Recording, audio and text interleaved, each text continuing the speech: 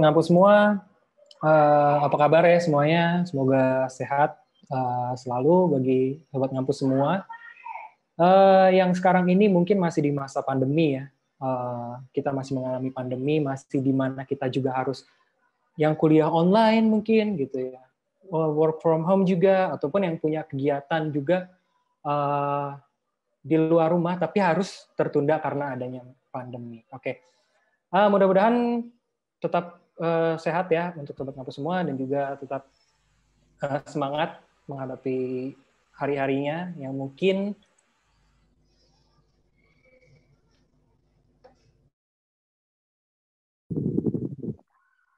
Sozi ke-mute, Mas Novel ke-mute.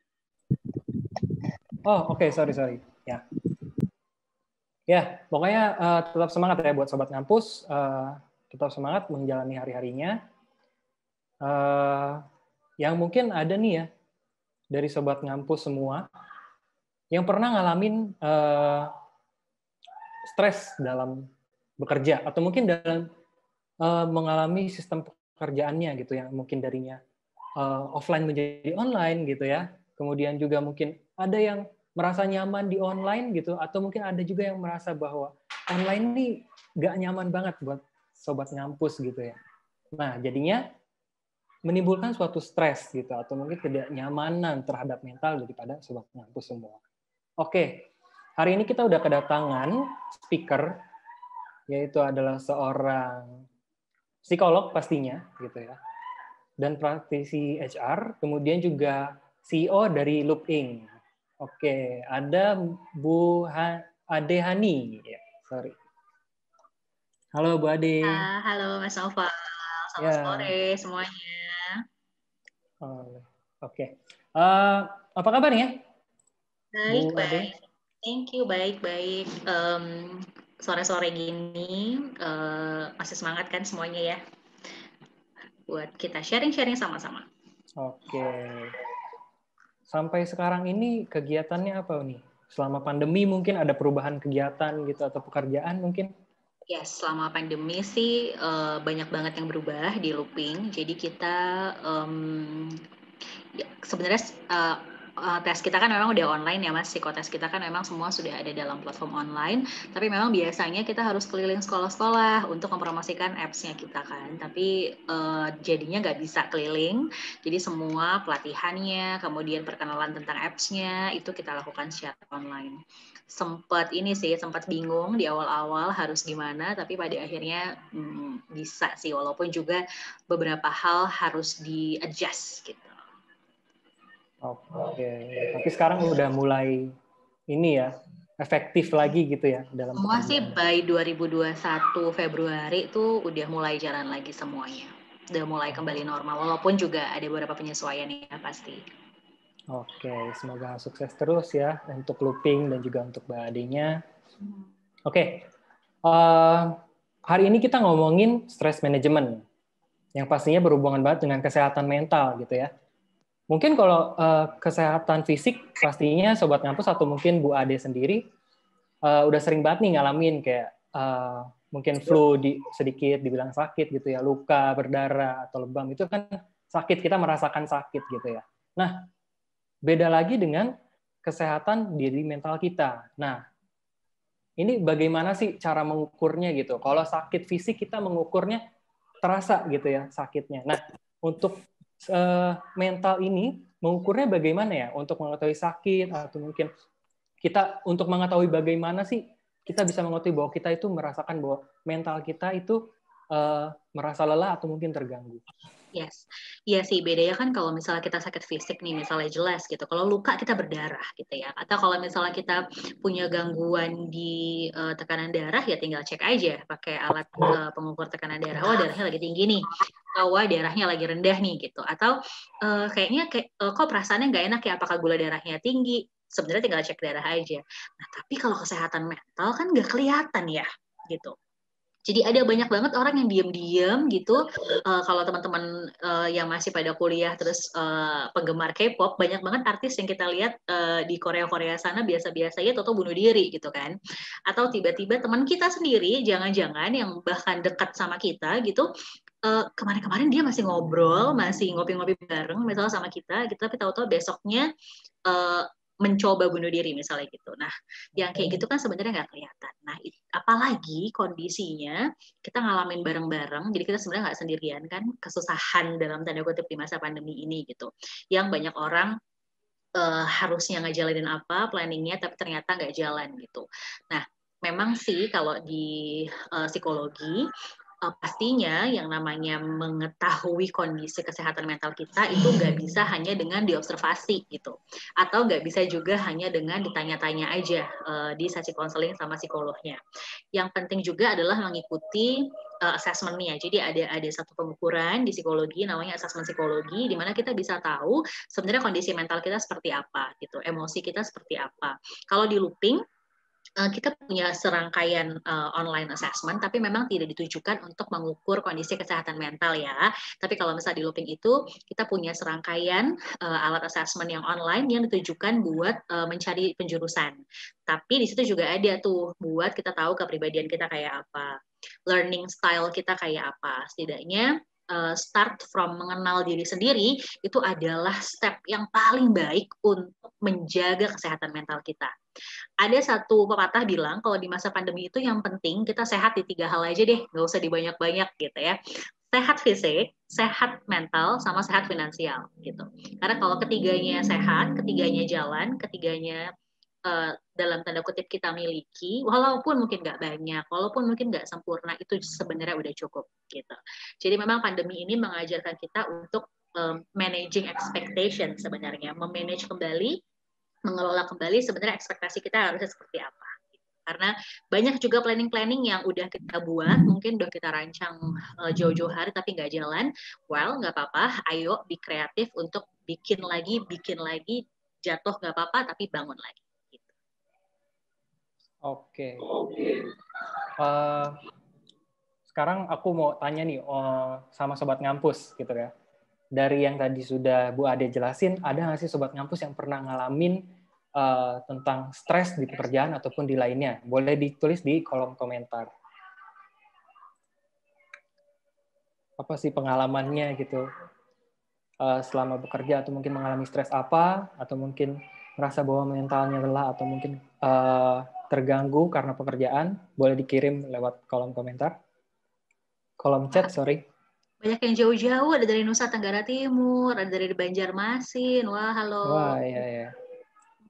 Wah, ada yang jawab nih, stres karena cinta, Bu. Waduh. Aduh. Wah, berat kayaknya ya. Stres karena cinta bisa. Nanti di akhir sesi saya kasih nomor saya loh. Ya, aduh. Konsultasi aja kalau Jadi gitu. konsultasi cinta ini.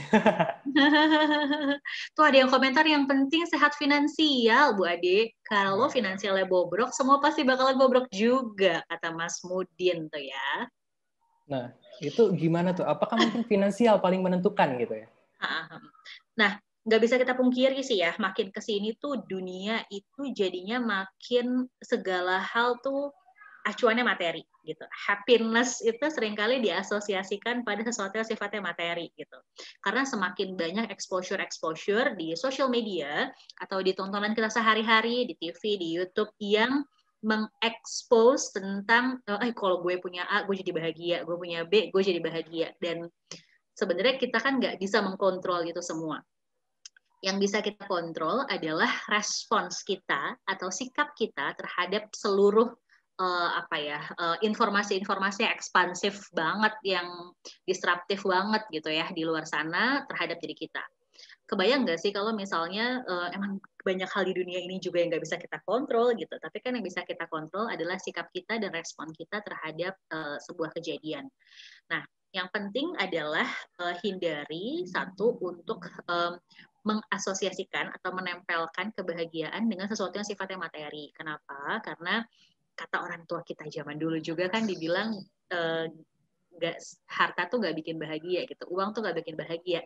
Ya tapi ada juga sih banyak hal yang bisa bikin kita bahagia pakai uang. Misalnya beli es krim gitu sederhananya bikin kita bahagia.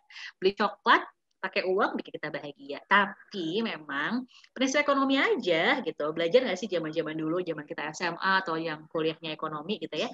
Semakin kita dikasih banyak, sebenarnya kan tingkat kepuasannya jadi semakin rendah, ya nggak sih? Itu saya lupa di teorinya siapa. Mungkin teman-teman yang anak ekonomi nih, yang masih kuliah gitu ya, terus ambil jurusan ekonomi, itu kayaknya teori-teori jadul tuh di ekonomi yang bilang bahwa semakin semakin banyak kita diberi, justru tingkat kepuasannya itu akan semakin rendah gitu.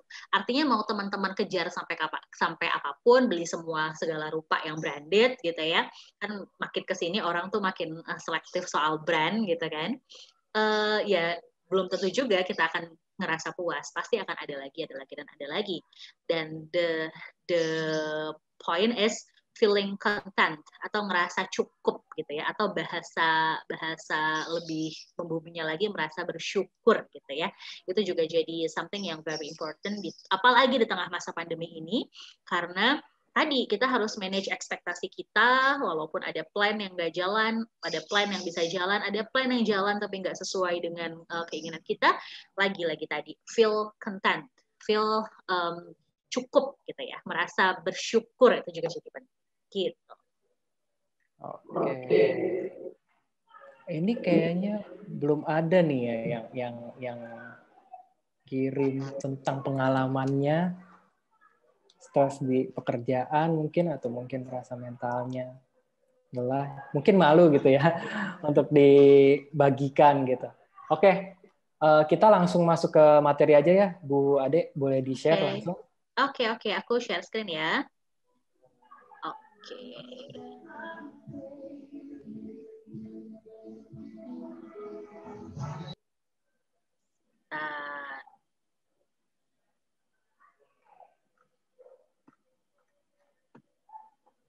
Kelihatan teman-teman? Ya, sudah kelihatan. Oke. Halo semuanya, kita mulai aja ya sesinya. Sebelumnya selamat sore, Assalamualaikum warahmatullahi wabarakatuh. Terima kasih kepada teman-teman yang sudah menyediakan waktu di sore hari ini, weekend, hari Sabtu, sore-sore gitu ya, masih sempat untuk belajar, ingin mengimprove kemampuan diri, kapasitas diri, supaya juga tetap bisa berdaya meskipun di tengah kondisi pandemi seperti ini. Gitu. Perkenalkan dulu, nama saya Adi Hani, saya psikolog, teman-teman. Saat ini saya CEO di looping.id.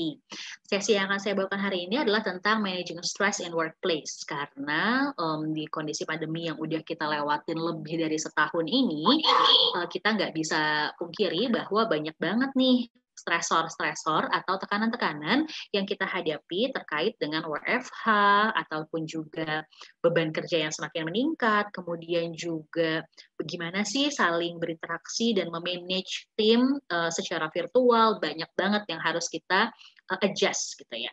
Karena yang namanya change atau perubahan itu nggak ada yang nyaman buat semua orang. Jadi pasti perubahan adalah sebuah life event atau kejadian hidup yang luar biasa yang memaksa kita dalam tanda kutip untuk keluar dari zona nyaman, untuk keluar dari apa yang menurut kita benar selama ini dan belajar hal baru lagi, belajar lagi untuk menyesuaikan diri dengan keadaan gitu. Nggak ada juga yang nyangka bahwa pandemi akan terjadi begitu cepat dan ternyata impact-nya buat kita sebegini panjangnya. Perasaan tentang nggak tahu kapan ujungnya, nggak tahu kapan ini akan selesai, feeling clueless gitu kalau kata teman-teman di luar sana, clueless banget nih kira-kira nih ujungnya kapan sih? Gue akan balik lagi kuliah di kampus tuh kapan sih? Akan balik lagi sekolah di berangkat tiap pagi ke sekolah tuh kapan sih gitu? Berangkat pagi kerja ke gedung kantor lagi kapan sih gitu? Itu yang juga kita semua nggak tahu jawabannya kapan gitu. Nah, di tengah kondisi kayak gini penting banget ya teman-teman kita untuk tetap mengelola diri dengan efektif supaya juga segalanya ini apa yang kita hadapi ini tidak mempengaruhi produktivitas kita. Kenapa? Karena tetap produktif di tengah pandemi seperti ini memang nggak gampang. Tapi tuntutan pekerjaan kan akan terus ada. Dan kita adalah yang masih bekerja adalah orang-orang yang harusnya lebih bersyukur. Kenapa? Karena kita masih punya kesempatan untuk berkontribusi, untuk punya pekerjaan di era yang seperti ini. Karena mungkin ada begitu banyak orang lain di luar sana yang tidak seberuntung kita. Plus kita juga tahu pengangguran di Indonesia itu nambahnya dalam setahun 2,5 juta orang gitu. Pasti kita harusnya ketika pekerjaan masih ada di kita masih bisa beraktivitas setiap hari, masih bisa berkarya, itu juga hal yang patut disyukuri gitu. Nah, katanya kalau nggak kenal nggak sayang nih teman-teman. Nama saya tadi sudah saya bilang Adi Hani. Pengalaman saya apa sih? Pengalaman saya 10 tahun as an industrial and organizational psychologist. Jadi kalau ditanya saya psikolog klinis atau bukan? Itu bukan. Tapi memang saya bergerak di psikologi industri dan organisasi, start dari mengakses sumber daya manusia, melihat sejauh mana potensinya orang, kekurangannya di mana, kelebihannya di mana, memberikan feedback gitu ya kepada karyawan, kemudian juga memberikan pelatihan seperti itu. Banyak sekali isu-isu tentang stres di dunia kerja yang di luar dari pandemi kemarin-kemarin pun itu juga terjadi gitu ya. Dan pandemi ini juga salah satu trigger yang membuat ini tuh jadi semakin terbuka di luar sana. Nanti saya jelasin seberapa sih impact pandemi terhadap kesehatan mental orang-orang Indonesia gitu ya. Saat ini saya CEO di looping.id. Looping.id itu start dari 2017. 2017 saya start looping.id, mulai dari membuat alat tesnya, mengembangkan alat tesnya, kemudian mengembangkan platform online-nya, sampai dengan kita bisa jualan.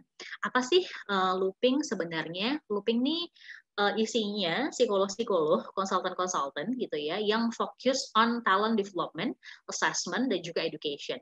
Jadi kita tuh pengen banget nih di looping untuk ningkatin human capabilities gitu ya, through learning, meaningful work, dan juga teknologi advancement.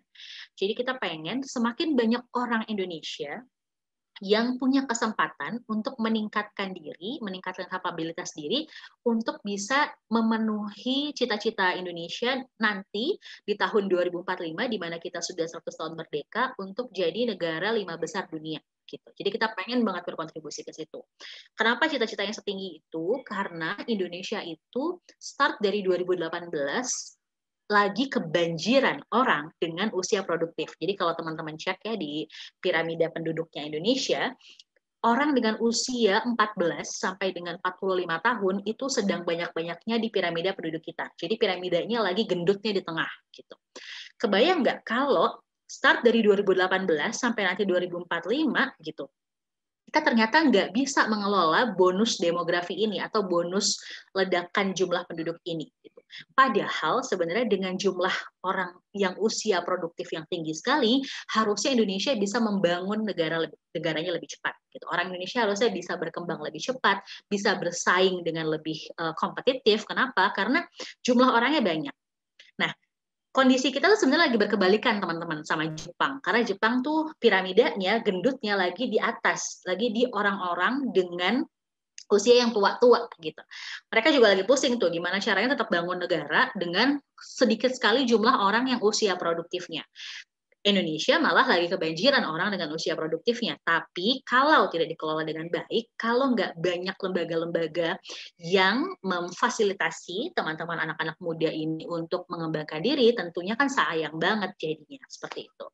Jadi kita tahun ini looping itu targetnya lagi satu branding, kedua banyakin partner, ketiga banyakin event, keempat banyakin orang yang mendownload aplikasi kita. Aplikasi kita ada yang di Android belum rampung, jadi so far masih di website untuk orang-orang yang mau ikut online test di kita. Tapi basically yang kita serve, siapa sih yang kita serve? Satu, sekolah-sekolah, mulai dari SMP, SMA, sampai dengan kampus. Di SMP pada bisa apa nih siswa-siswa ini di kita? Jadi kita memberikan pelatihan kepada siswa SMP tentang kalau memilih jurusan di SMA tuh harusnya apa sih yang dipertimbangkan gitu. Terus kita sediakan online testnya yang bisa memberikan mereka rekomendasi mereka cocoknya itu di jurusan apa. Terus anak-anak SMA juga bisa kita kasih alat tesnya, plus pelatihan juga tentang kalau mau milih karir yang ini, maka ambilnya kuliahnya apa. Karena kami ada tim risetnya sendiri, teman-teman. Jadi yang kita lihat adalah ada future of work nih, future of job gitu ya. Kita tahu bahwa data science itu by research adalah pekerjaan yang emerging dalam 10-20 tahun ke depan. Gitu. Jadi kenapa nggak anak-anak Indonesia kita arahkan untuk juga jadi punya framework yang lebih data minded gitu. Karena data is a new currency, kita harus bisa menjawab kebutuhan global sekarang gitu. Ke kampus kita punya program untuk pelatihan soft skills, kemudian pelatihan yang kita sebut dengan career preparation bootcamp. Jadi kita memberikan bootcamp atau pelatihan yang continue kepada teman-teman mahasiswa untuk apa? Untuk mereka lebih siap menghadapi proses rekrutmen di dunia kerja. Bikin CV kayak apa, bikin LinkedIn kayak apa, ngirim CV etikanya bagaimana, kemudian juga interview itu harusnya jawabannya kayak apa sih gitu. Latihan interview langsung sama para rekruter asli, jadi kita punya pool of recruiter yang beneran kerja di Gojek, Starbucks, Time International, kerja di tiket.com, masih banyak lagi pool of recruiter yang ada di network kita, untuk teman-teman mahasiswa tuh bisa cek deh sebenarnya apa sih yang kurang ketika interview. Seringkali kan teman-teman fresh graduate tuh trial error nggak sih ketika interview gitu ya. Jadi yuk kita belajar bareng-bareng. Plus kita juga bisa sediakan psychometric testnya secara online untuk teman-teman mahasiswa cek minat karirnya sebenarnya di mana. Supaya next kalau ngelamar kerja tuh nggak asal-asal yang penting ngelamar aja, tapi cek apakah fit apa enggak dengan potensi teman-teman gitu. Nah, di satu sisi kita punya klien-klien yang ada di corporate. Di corporate kita punya beberapa perusahaan-perusahaan yang jadi klien kita. Kami membantu perusahaan-perusahaan tersebut untuk menyeleksi karyawan. Jadi menyeleksi karyawan melalui psikotes yang kami punya. Gitu. Jadi basically ada dua unit bisnis kita, ada Looping People Solutions dan ada Looping Edu. Looping People Solutions memang tadi yang saya ceritakan buat corporate, Looping Edu yang buat sekolah-sekolah. Gitu. Kalau mau lihat siapa aja kliennya, ini kami sediakan sedikit klien-klien kami. Kemudian nanti kita bisa ngobrol banyak tentang fitur-fiturnya Looping.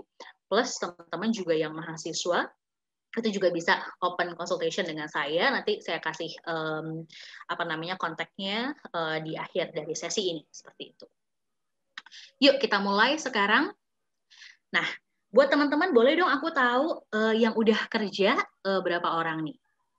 Yang udah kerja let's say misalnya kurang dari setahun atau di atas setahun, mau tahu dong ada berapa? Ketik di kolom chat ya. Ada berapa banyak ya yang udah kerja?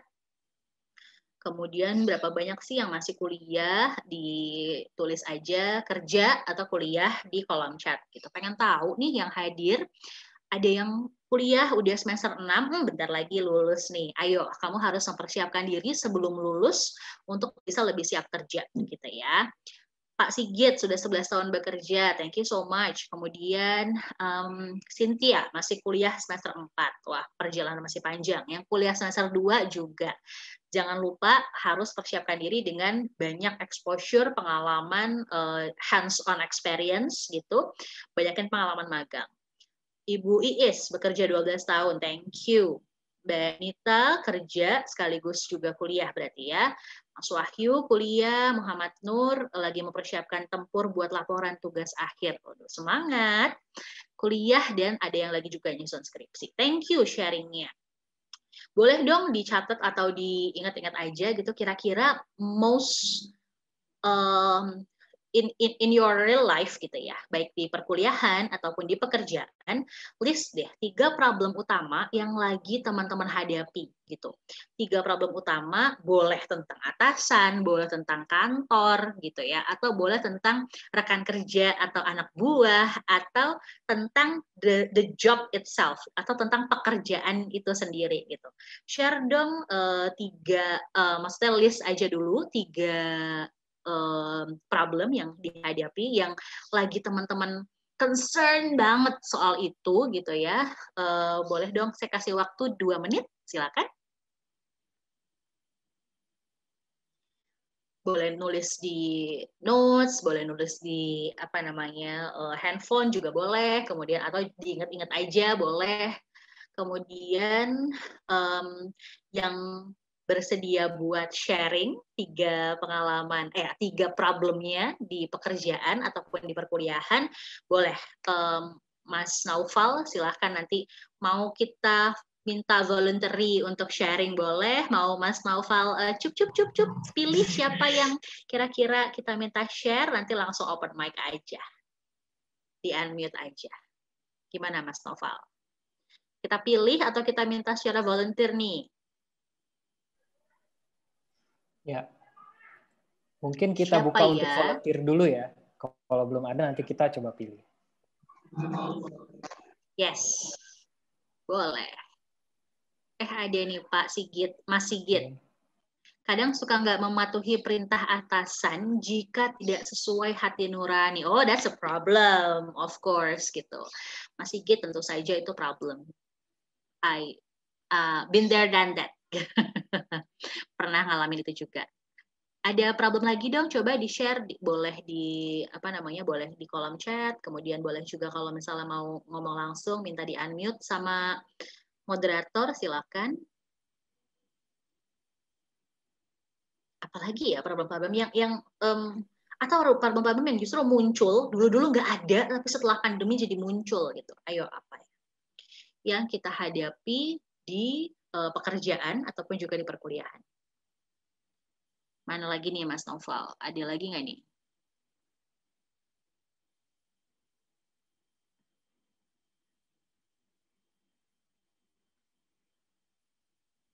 Ada yang ngalamin pusing sama WFH nggak sih? Coba dong, ada nggak yang ngalamin pusing sama WFH?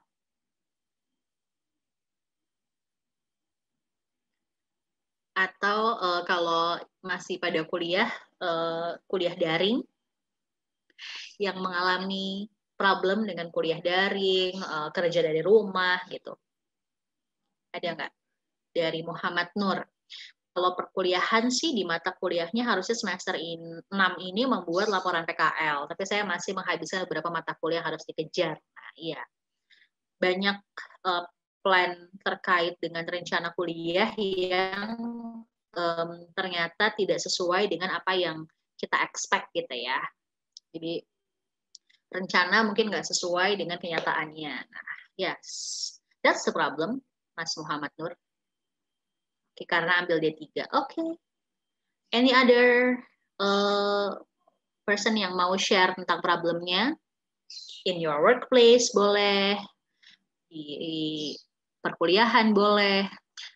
Mas atau Mbak nih, Mas atau Mbak Riza Sukma, rekan kerja yang menyebalkan, beban kerja yang melampaui batas, deadline, tugas atau pekerjaan. Ya, that's a problem, of course, tentu saja. Jadi karena kondisi pandemi, banyak bisnis, banyak perusahaan yang juga dalam tanda kutip kejepit nih teman-teman. Harus tetap jalan operasionalnya, harus tetap profit, tapi juga mungkin sebisa mungkin mempertahankan jumlah karyawan. Ada yang berhasil mempertahankan, tapi ada juga yang jadinya harus melakukan rasionalisasi atau mungkin pengurangan jumlah karyawan. Nah, pengurangan jumlah karyawan kan bukan berarti habis berkurang terus ya udah gitu kan. Tapi kan pasti kalau ada pengurangan karyawan biasanya juga ada impact kepada karyawan yang stay, yang masih tinggal gitu ya, yang masih ada di perusahaan. Tentu saja jadinya bisa jadi beban kerjanya jadi lebih banyak di teman-teman yang masih stay gitu ya. Kemudian juga karena perusahaan mungkin harus efisien, nggak nambah karyawan baru, jadinya mungkin pekerjaan teman-teman harus ditambah gitu loadnya supaya pekerjaan tetap bisa selesai, tapi akhirnya company tetap bisa efisien gitu. Problem kuliah daring dari Alfika Maulia. Problem kuliah daring karena kurang efektif, soalnya kurang fokus dalam memahami materi kuliah. Benar.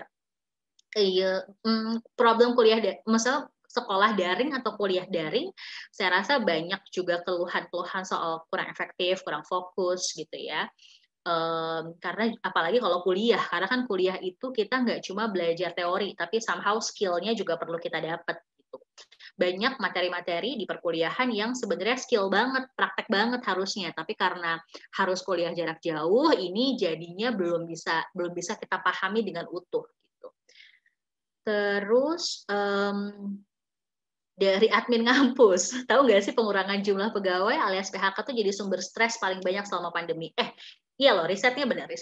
Jadi Indonesia tuh mengalami kenaikan jumlah pengangguran sebanyak 2,5 juta dalam waktu 1 tahun. Cepat banget kan ya. Dan pastinya itu kan akan menimbulkan masalah baru. Tadi ada yang raise hand sepertinya, silakan. Ada yang mau ngobrol, Mas Noval, tadi ada yang raise hand, siapa ya? Itu mungkin kepencet kali ya. Oke, sip. Yes. Ya. Jadi tentu saja peningkatan jumlah pengangguran, kemudian juga pengurangan jumlah pegawai, itu kan nggak cuma berimpact ke orang yang dilepas sama company, tapi juga di orang yang tinggal. Nah, di orang yang dilepas sama company, pasti dia harus mencari sumber penghasilan baru, yang tentu saja nggak mudah di tengah pandemi seperti ini. Buat yang stay, pasti dia harus beradaptasi dengan kondisi organisasi yang harus semakin efisien, gitu ya, yang tentunya pasti berakibat pada jumlah load pekerjaan menjadi semakin bertambah gitu. Benar banget. Gitu. Masih ada kendala jaringan juga di daerah nih kata Mas Muhammad Nur. Jadi kuliah daring waktunya nggak cukup, materi yang disampaikan jadi sulit dipahami, kendala jaringan juga gitu. Nah ini nih yang sebenarnya kalau kita jadi pengajar ataupun juga kita jadi yang belajar gitu ya, mungkin harus juga sama-sama saling memberikan masukan tentang metode apa lagi sih yang kreatif dan inovatif yang harus kita usulkan gitu ya, kalau misalnya kita masih akan terus-menerus menjalankan si sistem sekolah atau kuliah daring ini gitu. Itu juga harus sama-sama kita kasih masukan mungkin ke pengajar-pengajar kita. Untuk kendala di jaringan semoga cepat bisa terselesaikan ya Pak gitu. Oke. Yes, thank you teman-teman udah share problem-problem yang dialami selama ada di pekerjaan atau ada di perkuliahan gitu ya. Thank you so much untuk sharingnya. Tapi coba deh kita cek sebenarnya dari seluruh problem-problem itu nih yang tadi teman-teman identifikasi gitu ya. Wait, aku mau next. Yes. Coba deh, aku mau kasih 3 kasus. Ceritanya nih kita pengen jadi Sherlock Holmes, tapi juga Sherlock Holmes yang psikolog gitu. Saya mau kasih teman-teman 3 kasus. 3 kasus ini tuh beda-beda gitu. Ada kasus 1 gitu, di mana ada orang yang terus-menerus cuci tangan dengan menggunakan hand sanitizer selama pandemi. Di kasus yang kedua, ada orang yang gas lambungnya tuh naik atau asam lambungnya tuh naik kalau ketika ada hal-hal di pekerjaan yang sifatnya mendadak berubah gitu ya, atau sesuatu yang mendadak di pekerjaan yang kita tuh nggak prepare sebelumnya gitu. Kayak orang ini di kasus 2, gas lambungnya naik ketika atasan menginformasikan bahwa besok Anda harus mempresentasikan inisiatif peningkatan penjualan kepada direksi. Ke direksi lagi nyampeinnya. Di kasus ketiga ada lagi nih, karena pandemi Anda kehilangan pekerjaan, gitu ya. Anda jadi sering murung, berdiam diri di kamar, dan tidak ingin bertemu dengan orang lain. Nah, ada 3 situasi ini teman-teman. Ada 3 situasi yang beda-beda gitu ya, beda-beda keadaannya, beda-beda dampaknya, beda-beda penyebabnya. Gitu. Menurut teman-teman share deh, kira-kira ini merupakan kondisi stres bukan sih yang dialami orang-orang yang ada di kasus 1, kasus 2, dan kasus 3. Coba kita belajar menginvestigasi gitu ya. Yuk, ada yang mau share kalau di kasus 1, 2, dan 3, kira-kira ini kondisi stres atau bukan? Atau ada yang kondisi stres, ada yang bukan? Atau ketiganya kondisi stres, atau hanya 1, 2, 1, 3, 2, dan 3? Mau dong tahu dapatnya teman-teman? Gimana ya? Coba boleh disampaikan di chat. Kira-kira 1 tuh kondisi stres bukan? Gitu. 2 tuh kondisi stres bukan? 3 tuh kondisi stres bukan? Kira-kira menurut teman-teman gimana? Hanya 1 yang mengalami kondisi stres, yaitu di nomor 3. Soal kehilangan pekerjaan. Thank you. Tadi dari siapa tuh namanya? Muhammad Dwi, ya. Ada dari Mbak Nita Astria, kondisi 3 yang kondisi stres. Oke. Karena memang ini ya apa namanya yang terjadi live eventnya itu adalah kehilangan pekerjaan gitu. Kemudian maaf untuk absensi kehadiran, oke. Kemudian kondisi 2 dan 3 ada lagi dari Mas Sigit. Mas Sigit bilang bahwa kondisi 2 dan kondisi 3 itu merupakan kondisi stres gitu. Kemudian kasus 1 Miminnya ragu sih stres atau bukan. Kalau kasus 2 bisa stres karena gas lambung yang naik. Kalau di kasus 3 murung udah pasti stres. Murung, mengurung diri di kamar, gak mau ketemu orang. Nah loh, gitu ya. Coba ditanya, jangan-jangan diputusin sama pacarnya juga. Makin-makin luar biasa gitu ya. Oke. Dari Mbak Maria, kondisi 2 dan 3 yang kondisi stres. Kondisi 2 dan 3 menurut Mas Muhammad Nur, karena kondisi 3 lebih stres, kalau kondisi 2 itu ada kemungkinan stres. Oke, thank you. Saya senang banget nih, kita kayaknya udah bisa bikin tim investigasi mana aja orang-orang stres yang ada di kawasan Indonesia, kawasan Indonesia gitu ya. Kira-kira stresnya orang Indonesia tipenya kayak apa sih? Gitu. Tapi jangan salah, makin ke sini makin banyak kanal-kanal penyaluran stres. Teman-teman bisa cek aja di Instagram, di social media yang lain gitu, di TikTok banyak banget juga perilaku-perilaku yang kayaknya kok nih orang kayak gini sih gitu ya. Dan bisa juga kita bilang bahwa ini orang jangan-jangan stres nih gitu. Oke, yuk kita bahas teman-teman. Ya, kasus 1 ada lagi yang jawab nih, Mas Wahyu Nurjaman. Nomor 1 masih hanya Parno. Nomor 2 tuntutan pekerjaan, jadi harus siap selalu. Nomor 3 baru stres karena memang kehilangan sumber pekerjaan. Oke, lengkap banget jawabannya Mas Wahyu. Thank you so much. Oke, kita lanjut ya teman-teman. Jadi kita mau lihat ada lagi nih Mbak Francisca. Izin berpendapat untuk kasus 1 arahnya ke kecemasan, kasus 2 arahnya sudah mulai ke stres karena efeknya ke fisik, kasus 3 memang sudah stres. Jawabannya bagus sekali, Mbak Francisca Andina. Thank you. Yes, jadi kita bisa bilang sebuah kondisi itu orangnya itu mengalami stres atau enggak sebenarnya tergantung apa sih? Perspektif apa yang kita pakai. Jadi kalau belajar psikologi ini teman-teman, kalau di psikologi itu kita nggak boleh hanya pakai satu sudut pandang. Jadi kalau ada teman-teman yang mahasiswa psikologi ini, kita tuh paling dilarang tuh kalau melihat sebuah fenomena, melihat sebuah situasi hanya dari satu sudut pandang. Itu hal yang sebaiknya sangat-sangat dihindari. Kenapa? Karena yang kayak begitu tuh membuat kita jadi nggak open minded dan tentu saja tidak teliti dan tidak detail dengan possibility lain di luar sana yang bisa jadi ternyata itulah penyebab dari simptomnya atau penyebab dari gejala-gejala yang seseorang alami. Seperti itu. Next. Yes. Jadi sebenarnya stres itu apa? Stres tuh bisa kita definisikan apa tuh tergantung sudut pandangnya lagi.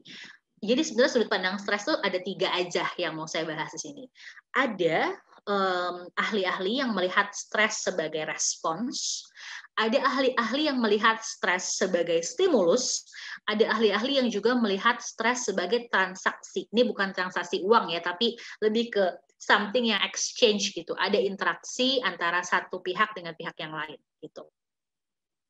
Sebenarnya juga banyak ahli juga bilang bahwa bagaimana seseorang menangkap, menilai, mempersepsi stres itu juga menentukan sekali bagaimana dia akan berespons, beradaptasi, ataupun juga mengatasi atau coping terhadap kondisi stres itu. Gitu. Jadi jangan lupa bahwa ada banyak banget tuh definisi-definisi stres di luar sana, tapi juga depends on dari mana kita mau melihat sudut pandangnya. Jadi definisinya bisa beda-beda dong. Ya iya, bisa beda-beda. Tergantung kita mau pakai pendekatan yang mana. Pendekatan stres sebagai respons, stres sebagai stimulus, atau stres sebagai transaksi gitu ya. Nah, jadi memang riset soal stres itu banyak sekali teman-teman. Dengan berbagai pendekatan. Saya mau ajak teman-teman untuk masuk ke masa lalu dulu, kita masuk ke mesin waktu dulu, kita lihat sebenarnya zaman dulu itu ahli-ahli itu melihat stres itu seperti apa. Jadi kalau approach pertama, teman-teman, ini saya nggak jawab dulu tadi 1, 2, 3 kasusnya, ntar dulu ya, biar teman-teman tahu dulu nih. Sebenarnya approach-nya tuh ada 3 gitu ya. Nah, approach yang pertama tuh kayak apa sih? Sebenarnya diperkenalkan oleh Hans Selye di tahun 1956. Intinya pendekatan ini tuh bilang bahwa as long as ada respon fisiologis atau reaksi fisik tubuh gitu ya terhadap sebuah keadaan gitu ya yang tidak menyenangkan, itu berarti stres gitu. Kemudian ya itu kalau stress as a response. Jadi respons stres itu adalah didefinisikan sebagai respon stres kalau udah ada misalnya tadi gas lambung yang naik, heart rate yang naik, berkeringat atau tiba-tiba lemes gitu atau tiba-tiba merasa haus gitu ya. Itu bisa dibilang sebagai respon stres. Jadi pendekatan satu ini adalah pendekatan dari Selye yang bilang bahwa as long as ada respon tubuh atau fisiologis respons terhadap kondisi yang tidak menyenangkan itu udah disebut sebagai stres gitu. Kemudian ada satu approach lagi nih di approach 2. Approach 2 tuh stress as a stimulus gitu. Jadi as a stimulus ini dikembangkan oleh Holmes and Rahe. Jadi mereka mengembangkan SRRS, jadi ada Social Readjustment Rating Scale.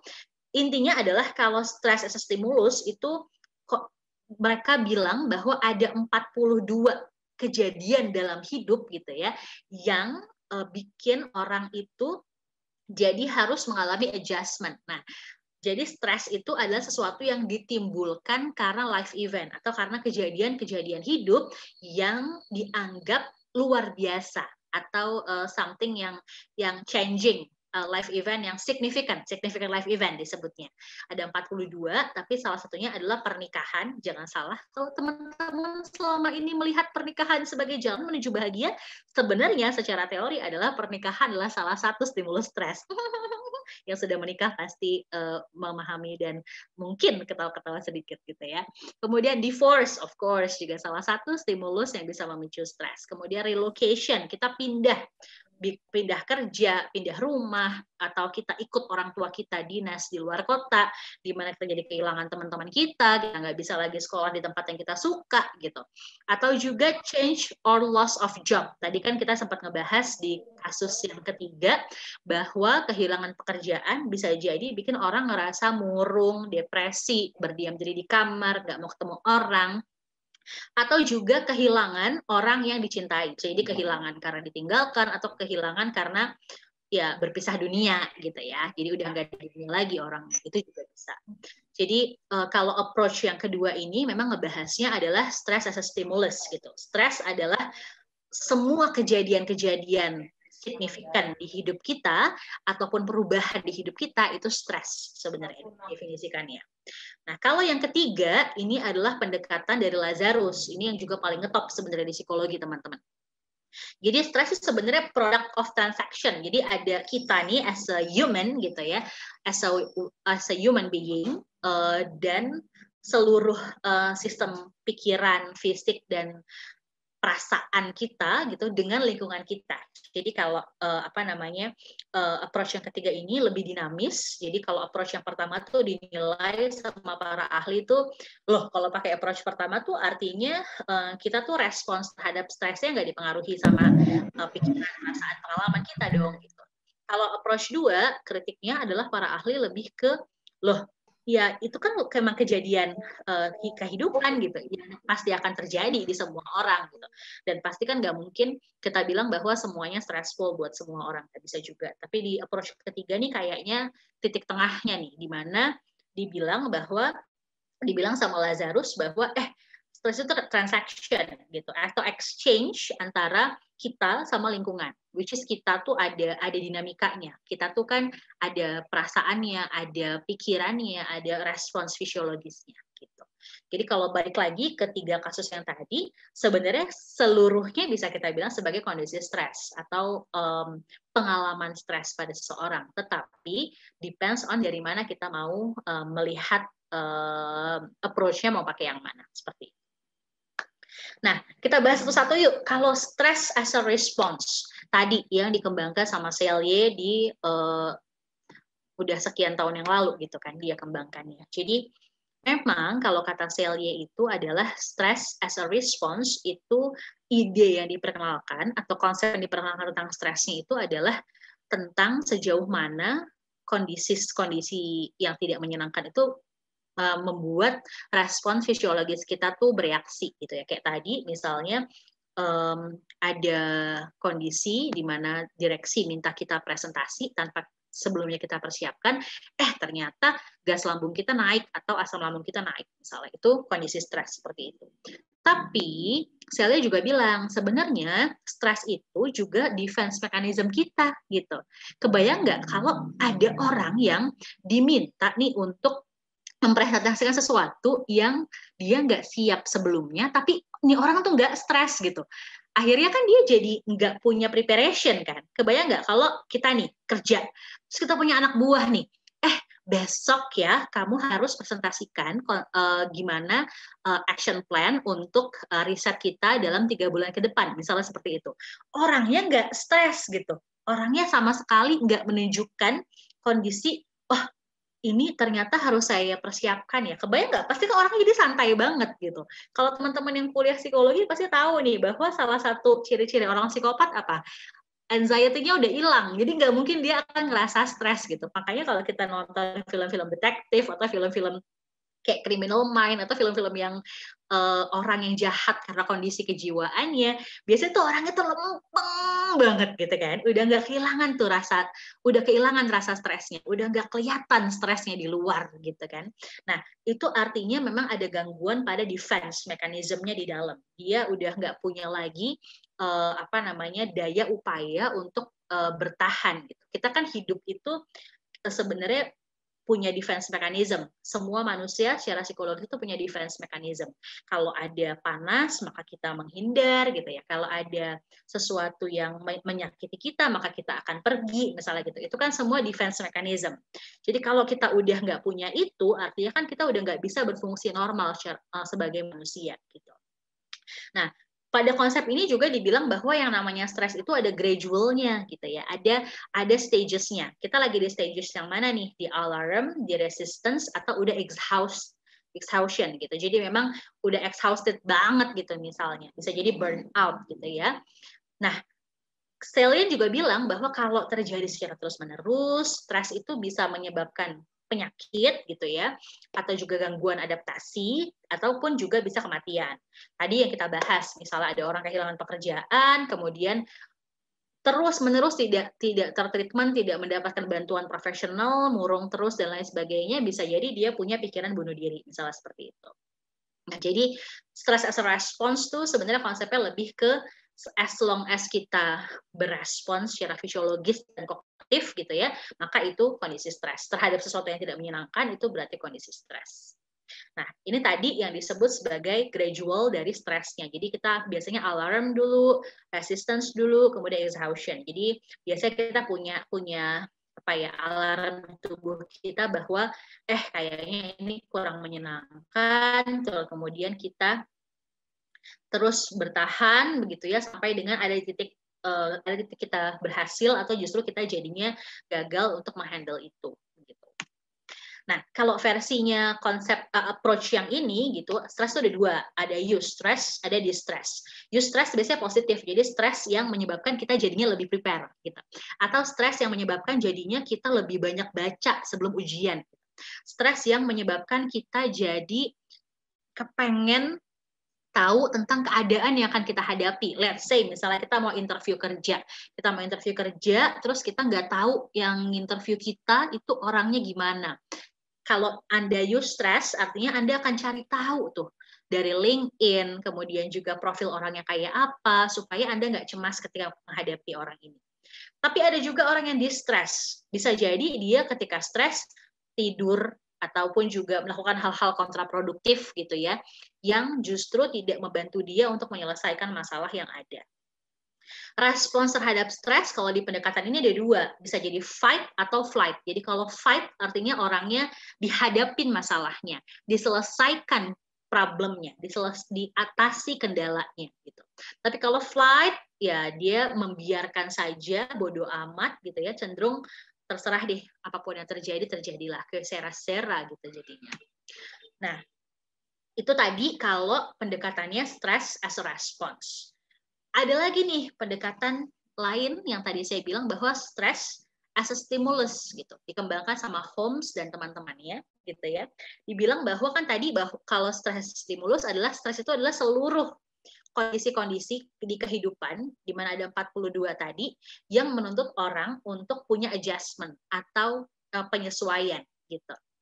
Selama yang terjadi adalah hal-hal yang berupa perubahan, tidak nyaman, ya berarti itu pasti menimbulkan stres seperti itu. Dan tentu saja dalam kehidupan kita kan nggak bisa menghindari yang namanya kemungkinan kehilangan pekerjaan, kehilangan orang yang kita cintai, apalagi itu kan sebuah kepastian gitu ya. Kemudian juga mungkin menikah atau mungkin amit-amit gitu ya, harus bercerai dan lain sebagainya gitu. Itu kan sesuatu yang sebenarnya lumrah terjadi dan perubahan kehidupan gitu. Kalau di pendekatan ini sebenarnya apapun yang sifatnya perubahan itu dibilangnya membuat manusia itu stressful. Kemudian life event itu atau kejadian-kejadian hidup itu seluruhnya menuntut adjustment. Kemudian juga bisa jadi selama adjustment itu kita tuh jadinya sakit, jadinya tuh juga mengalami hal-hal yang kurang baik seperti itu. Tapi di pendekatan ini yang dinilai kurang oleh banyak ahli adalah kok kesannya kita manusianya tuh nggak bisa kontrol gitu. Padahal tadi kan sempat kita obrolin bahwa respons kita terhadap situasi itu sebenarnya bisa kita kontrol seperti itu. Oke, kita cek dulu di kolom chat apakah ada respons-respon tertentu gitu ya. Oke, yang nanya bisa tulis di sini ya. Oke, Muhammad Nur nanti eustress sama distress tadi udah aku jawab ya. Kemudian juga Yovita, biasanya kalau parah banget sampai depresi berat itu parah banget sih. Bisa jadi kalau orang-orang yang kalau stres nonton drakor aja itu reaksinya adalah flight yang tadi saya ceritain gitu. Cenderung ya udah gue terserah deh masalahnya kayak gimana, yang penting gue handle-nya nanti nonton drakor aja dulu. Sebenarnya itu nggak apa-apa, as long as kita tahu titik kapan cukup nonton drakornya. Kadang-kadang kan yang masalah adalah kita nggak tahu titik kapan cukupnya. Gitu. Text time itu penting, gitu. Mengambil ruang untuk rileks itu penting, tapi penting juga untuk kita tahu kapan kita harus berhentinya. Di titik apa kita harus fight, di titik apa kita harus flight gitu. Kayak misalnya kalau di percintaan tuh di titik apa kita harus berjuang buat hubungan ini, kemudian di titik apa kita harus tinggalin aja gitu. Yang penting adalah memang titik kapan kita harus fight, kapan kita harus flight gitu ya. Itu yang juga harus dimengerti. Next, kita akan bahas tentang stress as a transaction. Jadi kalau stress as a transaction ini Lazarus ngetop banget sih pendekatan ini ya memang. Jadi dibilangnya bahwa kita tuh sebagai manusia punya daya upaya, punya dinamika dalam diri kita untuk menentukan sebenarnya respons kita terhadap kondisi stres itu seperti apa. Ada istilah di psikologi namanya locus of control. Locus of control ini adalah kita mau menempatkan kontrol kita di dalam diri atau di luar diri. Gitu. Ciri-ciri orang yang locus of control-nya internal itu adalah kalau ada situasi yang nggak enak, yang salah, yang kurang menyenangkan gitu ya, menimpa diri kita, biasanya orang ini akan bilang bahwa oh hal ini memang mungkin dikarenakan waktu itu saya tidak berhati-hati, atau saya tidak waspada, atau saya tidak mengerjakan tugas ini dengan serius gitu. Tapi kalau orang yang locus of control-nya eksternal gitu ya, paling gampangnya apa? Kalau dia jatuh, lantai yang disalahin atau batunya yang disalahin. Kalau dia dapat nilai jelek di kampus gitu ya, di mata kuliah tertentu, dosen yang disalahin gitu. Itu orang yang punya locus of control eksternal. Sehat nggak sih kita terus-menerus menempatkan kontrol kepada eksternal instead of internal gitu? Tentunya kan nggak sehat gitu. Nah ini yang dikembangkan oleh pendekatan ini di mana orang tuh punya pilihan, manusia tuh punya sistem yang sedemikian rupa di dalam dirinya yang sebenarnya dia bisa mengkontrol atau memilih dan menentukan seperti apa dia akan berespons terhadap kondisi stres. Seperti itu. Jadi itu yang dikembangkan oleh Lazarus. Next. Nah, kira-kira teman-teman, kalau menurut teman-teman nih, dari pendekatan 1, 2, dan 3, jadi kan kita udah belajar 3 pendekatan tentang stres. Ada stress as a response di pendekatan 1, kemudian ada stress as a stimulus di pendekatan nomor 2, dan ada stress as a transaction, itu di pendekatan nomor 3. Menurut teman-teman, aku pengen tahu dong, kira-kira menurut teman-teman mana yang membuat teman-teman paling sreg gitu atau paling bisa diterima gitu ya. Lagi-lagi nggak ada yang benar, nggak ada yang salah dalam ilmu pengetahuan tentu saja, karena kan ilmu terus-menerus berkembang gitu. Let's say mana sih yang menurut teman-teman paling bisa diterima, paling cocok di perspektif teman-teman atau perspektifnya paling sesuai dengan kondisi saat ini gitu. Kira-kira yang mana? Boleh dong aku tahu pendapatnya? Oke.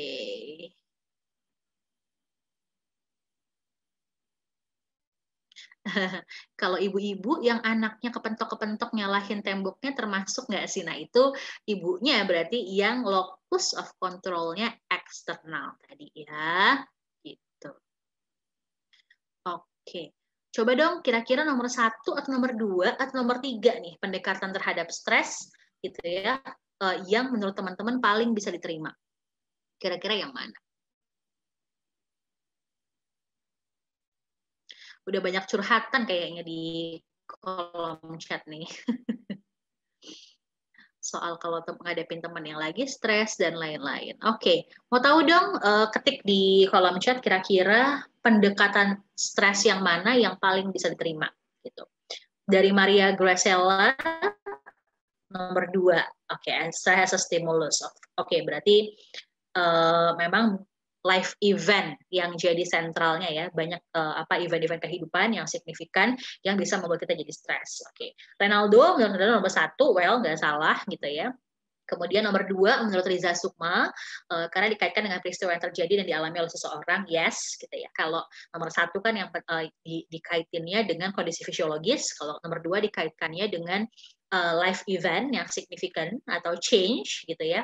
Kalau yang ketiga itu dikaitkannya dengan interaksi individu dengan lingkungan seperti itu. Oh, banyak yang jawab nomor 2.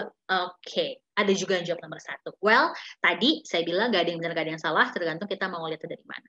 As long as kita juga ngerti kondisinya seperti apa, jadi let's say gini teman-teman, kenapa kita harus belajar banyak pendekatan tentang stres? Karena bisa jadi kita tuh seringkali self-diagnose. Kebayang nggak sih? Self-diagnose. Jadi kita tuh seringkali bilang bahwa, aduh kayaknya gue bipolar deh. Aduh kayaknya gue depresi deh. Aduh kayaknya gue stres deh. Aduh kayaknya gue mulai nggak sehat deh mentalnya gitu. Nah ini nih yang secara riset teman-teman psikolog nih banyak banget ngerasa di social media atau di apa ya, informasi-informasi yang banyak berseliweran di apa namanya di gadget kita sehari-hari, banyak banget teman-teman yang self diagnose tentang dirinya. Nah, kenapa kita mau ngajak di Looping, selalu pengen ngajak teman-teman untuk lihat dari berbagai sudut pandang, karena ngomongin stres aja itu sudut pandangnya ada banyak gitu. Jadi kenapa kita harus tahu banyak sudut pandang ini? Karena kita harus aware sama kondisi fisik, kemudian kondisi mental kita, kemudian juga kondisi kejadian-kejadian yang ada di kanan kiri kita, dan juga kita harus sadar bahwa segalanya itu kita yang punya kontrol terhadap sikap kita akan seperti apa, respon kita akan seperti apa terhadap situasi yang kita hadapi. Seperti itu. Kita next dulu.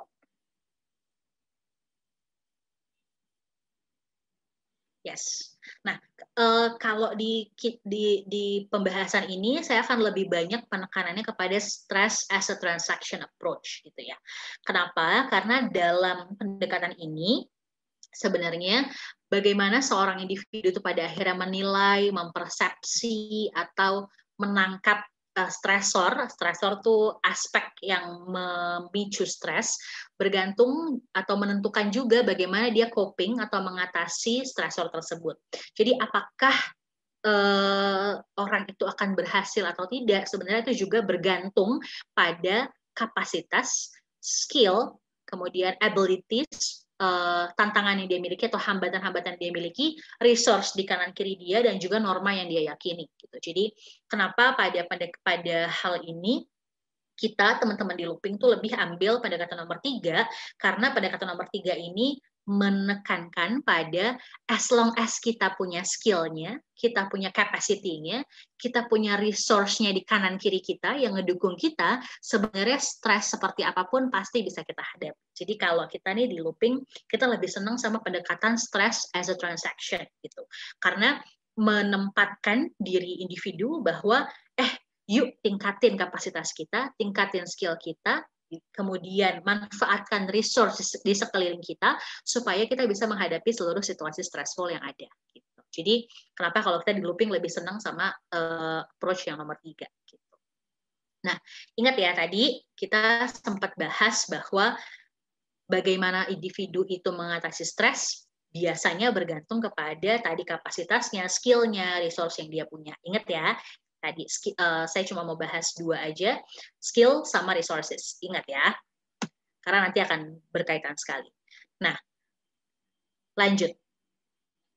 Jadi kalau misalnya di pendekatan nomor 3 ini akan kita bahas lebih lanjut adalah setiap ada stresor, kita tuh selalu akan punya 2 ataupun 3 tahapan. 3 tahapan untuk menilai kondisi stres itu atau stresor itu. Jadi kita tuh selalu akan punya proses seperti yang diwarna-warni sebelah kanan ini. Jadi ketika stresor datang, misalnya kayak atasan yang tiba-tiba minta laporan penjualan selama sebulan gitu ya, mendadak dan harus dikumpul besok pagi, mintanya jam 8 malam misalnya gitu. Itu stresor. Kemudian kita kan akan punya penilaian berupa primary appraisal. Kita penilaian awal dulu gitu ya. Kita menentukan ini tuh ancaman atau bukan. Jadi ini tuh sesuatu yang mengancam kita atau bukan. Kalau kita nilai ini mengancam kita, kalau kita nggak kerjain, kita bisa kehilangan pekerjaan. Kalau kita nggak kerjain, bos kita bisa marah gitu ya. Maka kita akan masuk kepada secondary appraisal. Secondary appraisal tuh kita mengevaluasi sejauh mana skill dan resource kita untuk bisa mengatasi si stressor tadi. Jadi, kalau gitu, secondary appraisal-nya biasanya gini, kalau gitu gue harus compile semua data-data dari tim gue gitu ya, ambil satu-satu, mereka minta mereka untuk kirim seluruh data, kemudian kita akan mengcompile-nya dan menganalisanya. Nah, kadang-kadang cukup tuh di secondary appraisal aja, kemudian kita coping response. Jadi langsung ke, gue kerjain jam 9 malam setelah gue mandi dan makan. Setelah itu, gue akan telepon satu-satu tim gue untuk minta datanya, kemudian gue akan compile, dan ya at least jam 2 pagi lah bisa gue kirim, misalnya gitu. Tapi ada juga dari secondary appraisal, kita balik ke reappraisal. Jadi harus memang secara kontinu kita harus mengevaluasi kembali stresor ini sebenarnya kayak apa, resource apa yang kita punya, dan respons apa yang harus kita munculkan gitu. Jadi ingat teman-teman bahwa pada dasarnya kita tuh selalu punya kesempatan untuk melihat terlebih dahulu stresor atau aspek pemicu stres ini sebenarnya ancaman atau bukan. Kita punya kesempatan juga untuk mengevaluasi kita mampu apa enggak, resource apa yang kita punya, dan baru kita tentukan kira-kira penyelesaiannya akan seperti apa, begitu. Nah, dari 3 masalah tadi yang teman-teman identifikasi, kira-kira boleh dong kita lakukan primary appraisal, secondary appraisal gitu ya, sampai dengan bagaimana kita tentukan tadi coping strateginya atau coping response-nya. Jadi dari 3 masalah yang tadi Anda identifikasi gitu ya, ancaman bukan sih masalah itu. Kemudian kira-kira kita punya nggak sih sumber daya di sekeliling kita untuk menghadapinya atau mengatasinya. Kemudian akhirnya apa respons yang kita pilih sebagai coping atau sebagai upaya mengatasi masalah tersebut gitu. Kenapa saya pengen banget teman-teman punya perspektif seperti ini? Karena by research nih teman-teman, seringkali kita tuh jumping. Kita jumping dari aspek 1 gitu ya, primary appraisal, langsung ke coping response-nya. Kenapa banyak sekali tindakan-tindakan, let's say bunuh diri, menyakiti diri sendiri? Karena cara berpikir seperti ini tidak dilewati satu persatu. Gitu. Jadi kalau teman-teman mau tahu, tugasnya psikolog itu memang bukan menyelesaikan masalah teman-teman, bukan memberikan teman-teman solusi gitu, tapi lebih pada mendengarkan plus juga membantu teman-teman untuk menata cara berpikir. Perkara stres aja sebenarnya kita bisa diurai aja dulu, kira-kira itu ancaman atau bukan. Kemudian yang anak-anak muda sekarang banyak lupa adalah sebenarnya mereka punya begitu banyak resource di sekeliling mereka untuk membantu mereka berkembang, untuk membantu mereka menyelesaikan masalahnya. Nah, ini yang seringkali memang sepertinya kurang dielaborate, sepertinya kurang dikulik gitu sama teman-teman anak muda zaman sekarang ya. Kenapa? Karena seringkali langsung ngerasa, aduh, hidup gue kelar nih. Aduh, kayaknya gue nggak bisa nih di sini. Aduh, kayaknya gue nggak berbakat nih gitu. Aduh, kayaknya gue emang bukan passionnya di sini. Wah, sering banget tuh kayak gitu kalimat-kalimat kayak gitu tuh. Aduh, kayaknya emang pekerjaan ini tuh bukan buat orang kayak gue gitu. Aduh, kayaknya ini kantor kayak gini tuh emang bukan tipe kantor yang kayaknya bisa gue handle gitu. Aduh, kayaknya teman-teman kayak gini tuh bukan teman-teman yang cocok deh buat gue. Langsung jumping ke situ. Padahal sebenarnya kalau kita lihat problem yang kita hadapi itu, kita punya, let's say misalnya kita punya keluarga, kita punya orang tua, kita punya teman-teman, dosen, mentor gitu ya. Ataupun kita juga bisa datang minta bantuan profesional. Zaman sekarang ke psikolog nggak usah datang, nggak usah ketemu muka. Kita bisa konseling secara online gitu. Cerita aja gitu. Yang dimana sumber daya itu kadang lupa kita elaborate kanan kiri kita gitu ya. Dan kita jumping langsung ke strategi coping yang kita anggap benar, yang kita anggap memang udahlah gue tinggalin aja kantor ini. Udahlah gue nggak mau lagi bikin bisnis. Udahlah gue nggak mau lagi nih melukis lagi karena gue rasa gue nggak berbakat. Gitu. Udahlah gue kayaknya emang nggak cocok nih jadi graphic designer misalnya gitu. Jadi langsung ke coping strateginya adalah pergi gitu ya, meninggalkan atau flight seperti yang tadi kita bahas. Gitu. Padahal ada step yang kita lewatin, kita belum mengelaborasi seluruh resource yang kita punya. Jangan-jangan resource-nya justru bukan datang dari orang lain, tapi datangnya dari diri kita sendiri. Bentar, ternyata gue punya pengalaman kayak gini zaman dulu, dan waktu itu gue bisa kok, gue berhasil kok misalnya menghadapinya, gue berhasil survive waktu itu misalnya gitu. Jangan-jangan sebenarnya resource-nya ada di diri kita sendiri kayak gitu.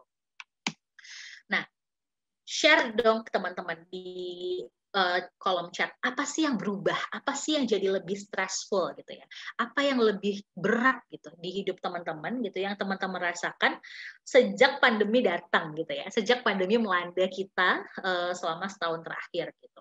Apa aja sih yang berubah gitu di kehidupan pekerjaan, perkuliahan, personal life gitu, atau juga relationship antara teman kita bareng pasangan, kita bareng keluarga gitu.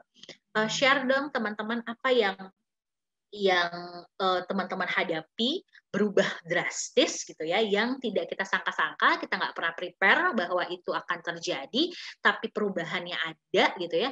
Kira-kira apa? Yuk coba kita cek di kolom chat, ada nggak nih?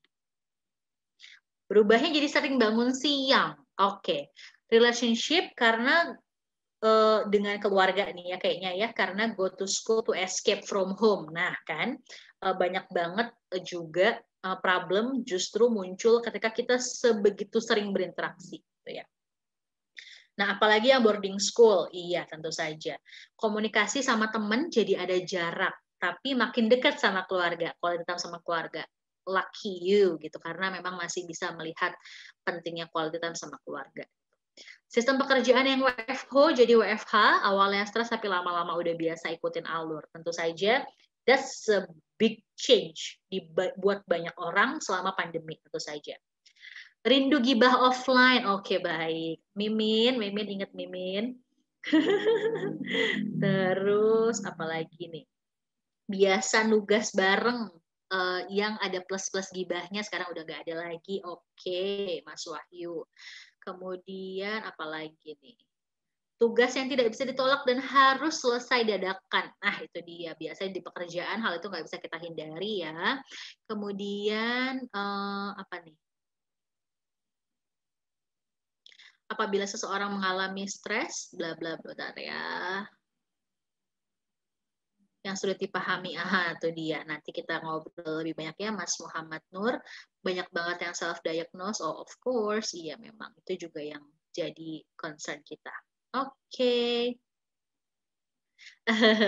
Kalau ingat offline, ingetnya gibah terus. Baik, Mimin, inget ya.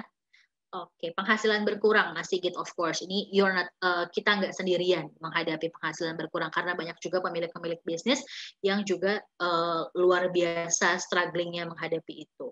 Tahun lalu nggak bisa buka bersama dan open house, mungkin tahun ini juga masih belum bisa ya kayaknya gitu. Tapi kita lihat saja nanti.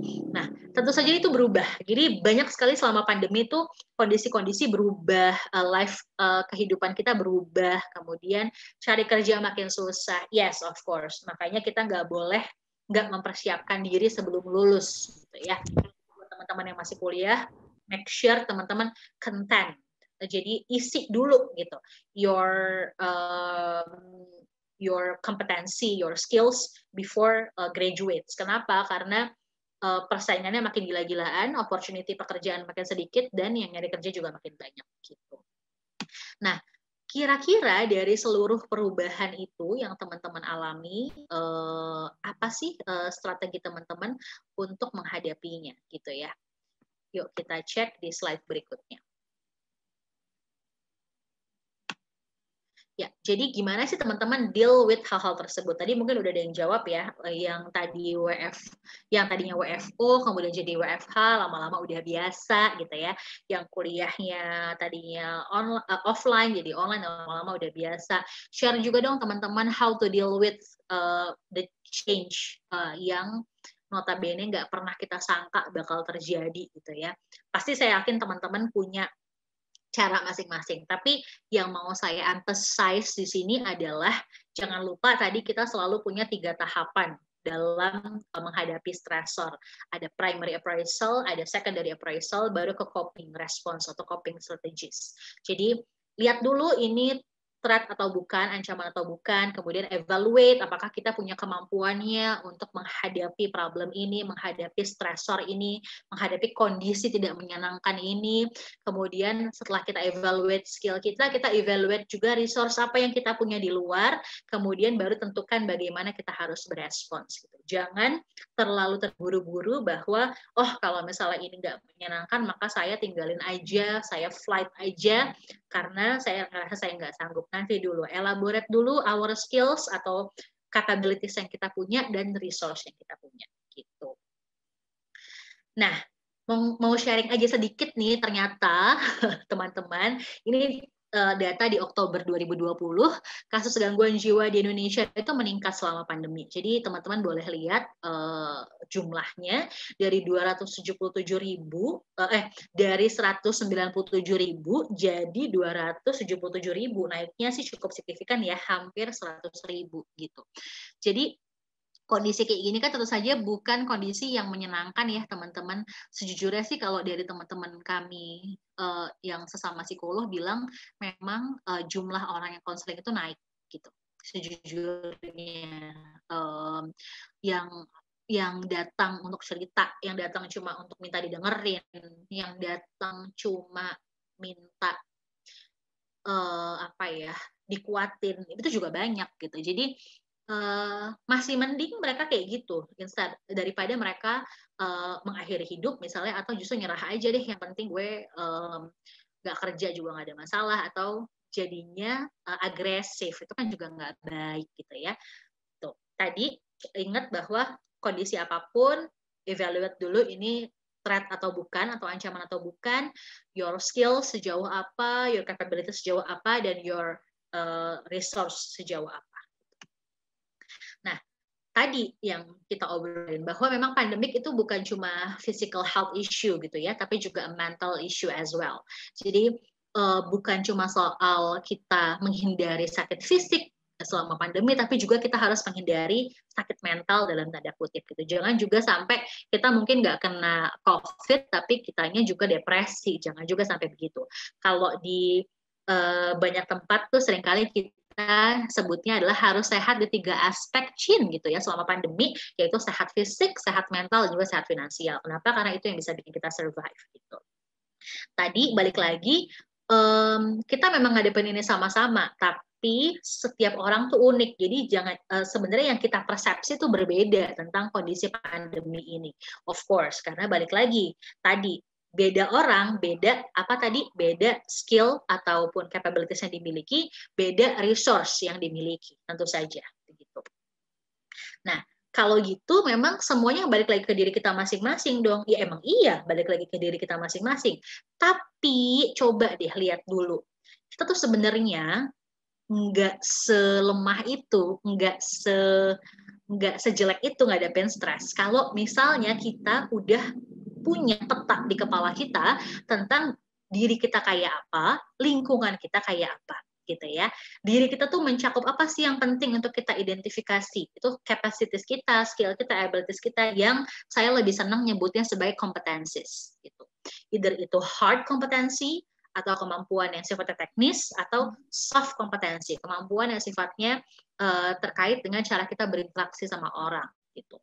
Dan identify juga lingkungan kita tuh kita resource-nya punya apa aja. Kita punya teman yang berdaya, kita punya teman yang punya bisnis, yang bisa ngasih kita kerjaan mungkin, yang bisa kita ajak kerjasama buat partneran gitu.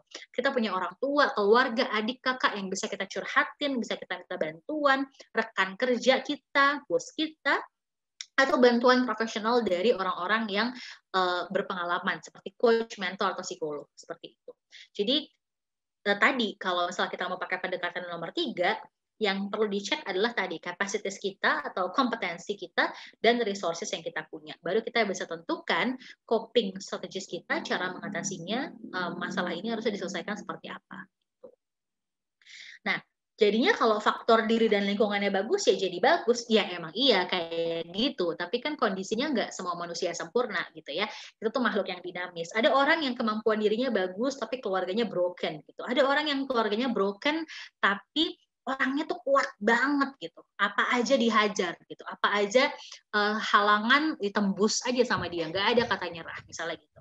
Jadi sebenarnya yang penting adalah kita nggak bisa mengubah sesuatu, tapi kita bisa mengubah attitude kita atau sikap kita terhadap sesuatu.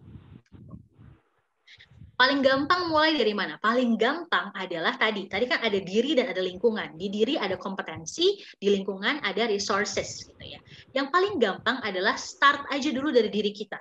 Start dari diri kita dari mana? Dari meningkatkan 2 kompetensi yang paling dasar untuk bisa menghadapi stres gitu ya. Karena kita ngomonginnya di konteks pekerjaan, jadi yang penting adalah kita punya kompetensi yang namanya stress tolerance sama resilience. Apa sih stress tolerance? Stress tolerance itu kita bisa tetap memelihara kestabilan kinerja kita walaupun kita menghadapi ketidakjelasan, tekanan waktu, penolakan gitu ya, ataupun juga hal-hal yang terkait dengan organisasi. Kemudian kita harus punya resilience, yaitu kita bisa manage kekecewaan kita dengan tetap bisa mempertahankan efektivitas kita di pekerjaan gitu. Jadi itu yang juga jadi penting. Nah, 2 hal ini dulu aja yang kita kembangkan karena tadi yang namanya ngadepin stres ada skills atau ada kompetensi di diri dan lingkungan. Jadi ingat diri lingkungan gitu ya. Kemudian identifikasi juga sebenarnya sumber stres itu tuh berasal dari mana sih? Kadang-kadang kalau soal pekerjaan gitu ya, pasti cuma 3 aspek deh yang sebenarnya ada. Either itu dari atasan sumbernya, either itu dari organisasinya atau perusahaannya gitu ya, atau kantornya, either itu dari pekerjaannya, the job itself gitu. Jadi rata-rata sebenarnya problem tuh yang terjadi ya ini aja yang ada di slide kita. Jadi kalau kita rasanya menghadapi ini, sebenarnya pun kalau kita pindah kantor ya mungkin ini akan terjadi juga gitu ya. Kalau kita ganti atasan gitu ya mungkin bisa jadi kita punya konflik personal juga sama atasan itu. Kalau kita ganti pekerjaannya gitu ya, bisa jadi kita memang ketemu lagi ada jalur karir yang nggak jelas di tempat lain. Jadi ini relatively problem di workplace atau di pekerjaan kita yang memang umum terjadi di banyak organisasi manapun gitu. Satu lagi, karena memang nggak ada obat yang generik gitu ya, nggak ada obat yang berlaku umum yang bisa mengobati semua penyakit, jadi beda masalah pasti beda penanganannya. Jadi kalau masalah kita ada di atasan, di kantor, atau di pekerjaan, masing-masing area itu beda penanganannya. Kalau soal atasan, nanti treatmentnya harusnya seperti apa, kita bisa share di sesi yang lain nanti. Kalau soal kantornya yang memang punya masalah, kita bisa share di sesi yang lain nanti, beda penanganannya. Kalau di sesi pekerjaannya, the job itself yang bermasalah, ya kita bisa nanti obrolin lagi, karena beda-beda penanganannya, seperti itu. Nah, dari semua masalah ini pasti hanya ada beberapa yang bisa kita kontrol. Soal atasan, soal kantor, soal pekerjaan kita, mungkin hanya ada beberapa yang bisa kita kontrol. Nggak banyak mungkin. Tapi yang bisa kita kontrol tuh satu, teman-teman. Respons kita terhadap masalah yang muncul itu. Itu yang masih bisa kita kontrol. Jadi fokuslah pada hal-hal yang memang masih bisa kita kontrol. Atasan kita begitu, nggak bisa kita kontrol, memang dari sananya orangnya begitu, organisasinya memang begitu dari sananya, misalnya let's say banyak hal juga yang nggak bisa kita kontrol, atau pekerjaan kita, nature of the job-nya memang begitu misalnya. Jadi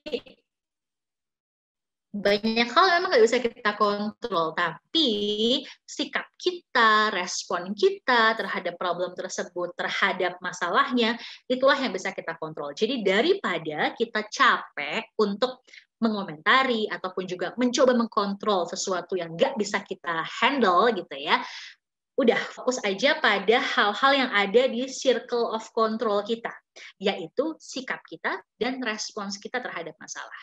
Jadi jangan juga biarkan diri kita nggak bisa mengelola masalah karena kita ngotot untuk mengontrol sesuatu yang nggak bisa kita kontrol gitu. Yang penting adalah tadi, ada diri, ada lingkungan. Persiapkan aja kompetensi kita. Mahir, bikin kita mahir, bikin kita lebih jago lagi gitu ya. Bikin kita lebih punya kompetensi lagi, dan temukan juga resource yang Anda butuhkan. Either itu harus ngobrol sama mentor, ngobrol sama rekan kerja, ngobrol sama keluarga, minta saran ke orang yang lebih berpengalaman, dan lain sebagainya. Gitu.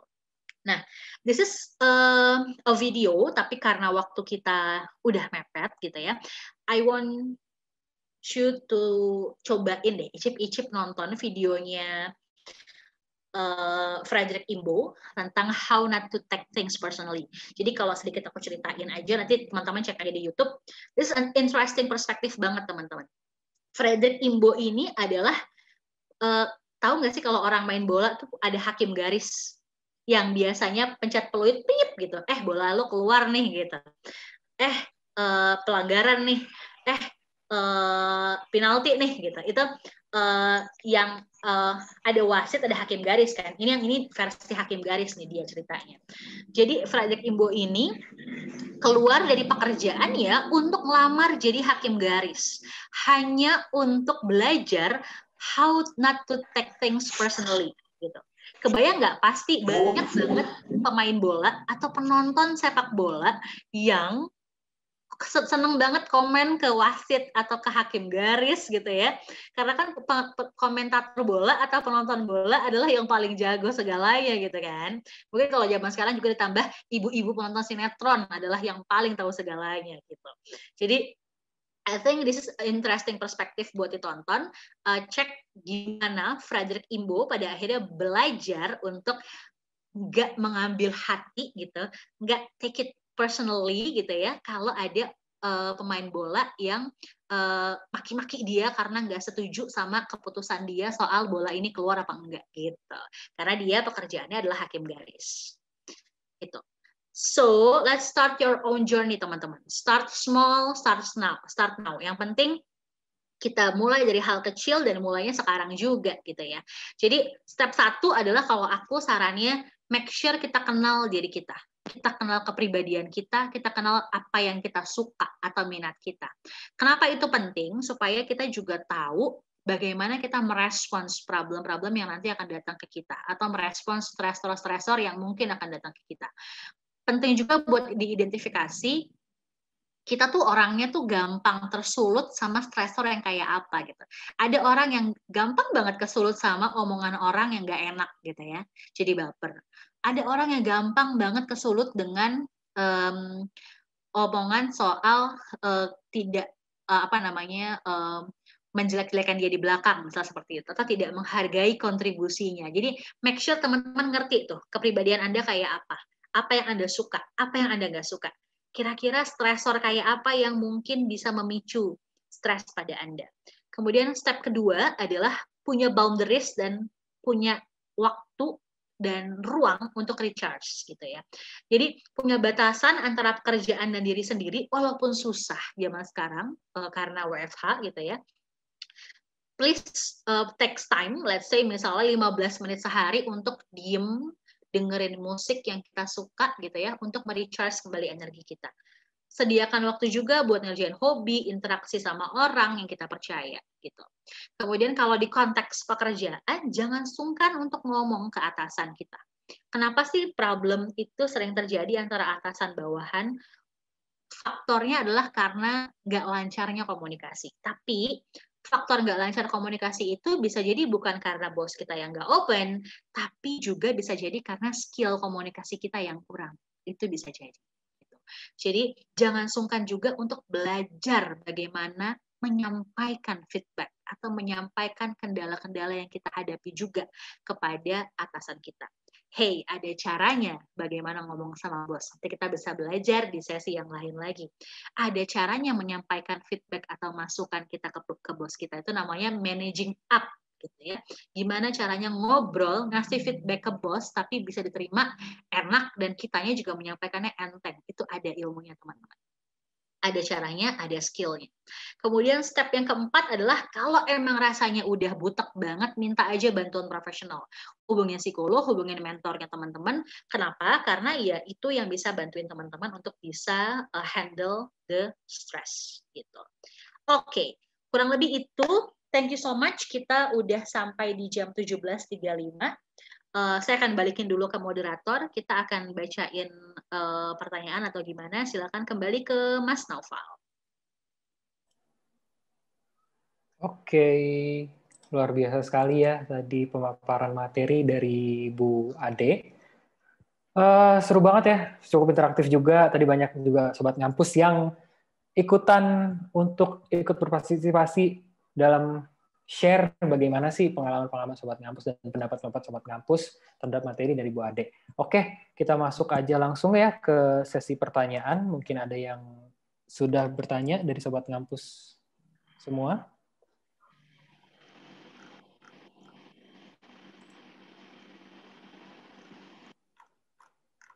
Belum ada nih ya. Oke. Oh, sudah ada. Ya. Yang pertama dari Muhammad Nur. Apabila seseorang mengalami stres dalam kehidupannya yang sulit dipadami, kira-kira solusinya itu gimana, Kak? Apa yang harus dilakukan dalam menghadapi tersebut? Oke. Apabila seseorang mengalami stres dalam kehidupannya yang sulit dipahami kali ya, maksudnya. Oh iya. Nah dia aja nggak paham soal stresnya, gimana kita yang mau bantuin gitu kan. Nah biasanya kalau yang mulai kayak gini-gini nih, ada baiknya juga teman-teman belajar nulis. Jadi kenapa sih anak-anak zaman sekarang itu suka tadi saya bilang jumping ke conclusion gitu ya, nggak mengidentifikasi diri dan lingkungan tadi, skill dia apa, resource yang dia miliki apa, terus jumping ke kayaknya flight aja deh, kayaknya keluar aja, berhenti aja gitu. Kenapa seperti itu? Karena tidak terbiasa untuk menuliskan perasaan dan pendapatnya. Kenapa kita mesti belajar nulis atau zaman sekarang istilahnya journaling? Karena dari situ kita akan bisa belajar menata pikiran kita. Gitu. Psikolog juga kan sebenarnya tugasnya adalah menata pikirannya klien yang datang gitu ya. Jadi sangat mungkin untuk kita belajar menata kembali tuh dari stresornya apa, kemudian ancaman atau bukan, skill kita menghadapinya bagaimana, kemudian apa resource yang kita punya, dan akhirnya coping strategi atau strategi mengatasinya seperti apa. Sebenarnya alur berpikir itu aja yang sudah bisa kita aplikasikan gitu ya di kehidupan sehari-hari. Jadi kalau teman-teman belum ngerti problemnya apa, ya coba yuk tadi di 4 step tadi gitu. Next. Oke, next ya. dari Riza Sukma. Ini ada contoh kasusnya nih. Ada rekan kerja yang selalu merasa tidak senang atau iri ketika kita mendapat prestasi atau pujian dari orang lain, terutama dari bos. Sejauh ini saya cenderung menahan diri untuk tidak membahas hal tersebut. Saya pikir kita adalah satu tim. Sudahlah, mungkin dia hanya iri. Semoga dia berubah menjadi lebih baik. Dengan kata lain, saya cenderung menghindari konflik. Namun, sepertinya tidak ada perubahan perilaku dari teman saya tersebut. Dia masih saja tetap bersikap seperti itu. Nah, saya lama-lama khawatir dengan kondisi diri sendiri. Sedikit-sedikit menjadi merasa tidak nyaman di lingkungan kerja seperti itu. Langkah strategis apa yang dapat saya lakukan untuk mengembalikan kondisi nyaman bekerja sekaligus terhindar dari teman seperti itu? Yes. Tadi kita sempat bahas bahwa ada banyak hal di luar sana. Tadi kan kita udah identifikasi problem-problem di pekerjaan kantornya, atasannya, pekerjaannya, rekan kerjanya gitu ya. Problemnya biasanya muncul dari situ. Dan tadi kita bahas bahwa focus on what you can control. Fokus pada hal-hal yang ada di dalam circle of control kita. Gitu.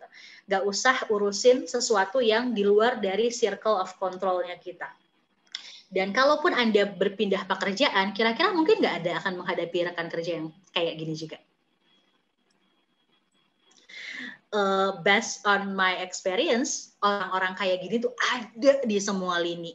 Mau Anda cuma jadi ibu rumah tangga, terus arisan doang, ada yang iri gitu kan. Kalau kita cuma mungkin kuliah doang, terus ada teman yang gak rela kita dapat nilai A, itu pasti ada.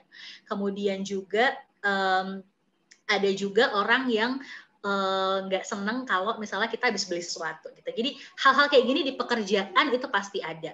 Tahu nggak apa yang paling menyenangkan kita lakukan terhadap orang yang iri sama kita?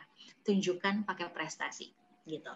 Silent, work in silent, and then let your achievement tell everything about you gitu. Itu yang paling enak sebenarnya. Karena kita nggak perlu jelasin banyak-banyak soal pendapat kita ke orang itu, karena pada dasarnya kalau emang dia nggak suka ya nggak suka aja. Don't waste your time and your energy untuk ngejelasin sesuatu ke orang yang emang dasarnya udah nggak suka sama kita. That's it. Oke, kita lanjut ke pertanyaan selanjutnya. Dari Sigit Nur Cahyono. Boleh minta tips mengidentifikasi stres nggak, Kak? Nah, itu gimana tuh? Tadi, cara mengidentifikasi stres itu balik lagi ke definisi stres yang udah kita bahas tadi. As long as kondisi itu bikin kamu, satu, ada reaksi di fisiologis kamu, di tubuh kamu yang bikin kamu nggak nyaman, itu kondisinya pasti stres. Kedua, ada significant life event yang bikin kamu ngerasa nggak nyaman, sifatnya berupa perubahan yang menuntut kamu keluar dari zona nyaman, itu pasti stres. Tapi tadi ada stres yang positif, ada stres yang negatif, ada stres yang bikin kamu jadi lebih prepare, lebih belajar, lebih banyak mengeksplorasi diri kamu, ada stres yang juga bikin kamu justru jadinya depresi. Nah, kamu pilih aja mau yang mana. Kemudian yang ketiga adalah balik lagi, yuk kita identifikasi tadi itu ancaman atau bukan, skill kita sejauh apa untuk bisa menghandle-nya, kemudian terakhir resource apa yang kita punya, baru kita masuk ke responnya kira-kira seperti apa yang akan kita lakukan terhadap masalah tersebut. Oke, semoga membantu ya, Mas Sigit Nur Cahyono. Oke, lanjut ke pertanyaan terakhir nih. Dari Hajah Erna Supriyani. Apa yang merupakan faktor dominan yang menyebabkan seorang menjadi stres? Faktor dominan yang menyebabkan orang menjadi stres. Di tiap orang beda-beda. Tapi kalau misalnya lihat ke beberapa pendekatan tadi, pertama adalah faktor dominan yang bikin stres adalah apapun yang bikin dia punya reaksi tubuh yang nggak nyaman. Terus yang kedua adalah 42 life event yang tadi diidentifikasi di approach yang kedua, yang itu relate ke change atau sesuatu yang menuntut kita keluar dari zona nyaman. Kemudian yang ketiga adalah segala sesuatu yang menuntut kita untuk juga mengevaluasi skills kita dan resource kita, itu sesuatu yang bikin stres gitu. Next. Oke, kayaknya belum ada lagi ya. Ronaldo udah minta dijawab tuh, kenapa tuh Ronaldo? Oh, Renaldo udah nanya di atas. Kak, saya udah bekerja 3 tahun di Oh iya. tempat dan kegiatan yang sama, sehingga saya merasa tidak ada lagi yang bisa dipelajari lagi di tempat saya, sehingga saya merasa bosan dan berangsur-angsur tertekan. Kira-kira apa yang perlu dilakukan? Oke, Renaldo, ini kamu tadi problemnya udah kita put di problem-problem yang relatively muncul di pekerjaan, yaitu soal nggak ada tantangan lagi di pekerjaan, gitu ya. Nah, kalau misal udah nggak ada tantangan lagi, pilihan kamu cuma 2. Pertama, sebelum masuk ke pilihan, aku kasih tahu dulu bahwa karir itu not necessarily harus vertikal. Karir itu bisa jadi horizontal. Apa sih maksudnya gitu? Sebenarnya ini aku terinspirasi dari pasti teman-teman tahu Raditya Dika dong. Raditya Dika, the YouTuber, the content creator, the writer gitu ya. Jadi dia bilang bahwa kalau misalnya kita di kantor terus ternyata kita nggak bisa naik ke atas, bisa loh kita punya pilihan untuk jadi spesialis di satu bidang tertentu gitu. Jadi yang namanya ini yang aku pelajari di pengalamanku ya, aku cerita dulu bahwa jalur karir itu sebenarnya ada 2. Anda bisa jadi generalis, Anda bisa jadi spesialis.